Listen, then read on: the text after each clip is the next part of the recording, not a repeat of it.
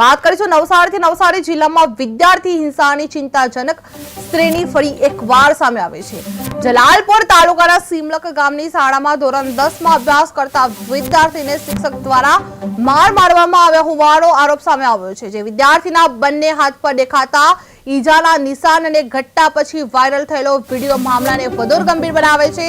જ્યાં જિલ્લામાં આ ત્રીજી વિદ્યાર્થી હિંસાની ઘટના બનતા શિક્ષણ જગત પર પણ પ્રશ્ન ચિહ્નો ઉભા થઈ રહ્યા છે. જે સિમલક શાળામાં શિક્ષકનો વિદ્યાર્થી પર માર મારવાનો વિડીયો સામે આવ્યો છે. જે ધોરણ 10ના વિદ્યાર્થીને ઢોર મારવાનો વિડીયો સામે આવી રહ્યો છે. જે નવસારીમાં વિદ્યાર્થીની હિંસાની ઘટના બની છે. જે આ ઘટના ત્રીજી ઘટના છે. જે શિક્ષકને મારવાની ઘટના વિડીયો વાયરલ થઈ ચૂક્યો છે. જે ઈજાના નિશાનથી હિંસા વધુ ગંભીર બની છે. જે સિમલક શાળામાં શિક્ષકનો વિદ્યાર્થી પર મારવાનો વિડીયો સામે આવી રહ્યો છે. જે શિક્ષક સિમલક શાળામાં ધોરણ 10 થી વિદ્યાર્થી પર મારવાનો વિડીયો સામે આવી રહ્યો છે.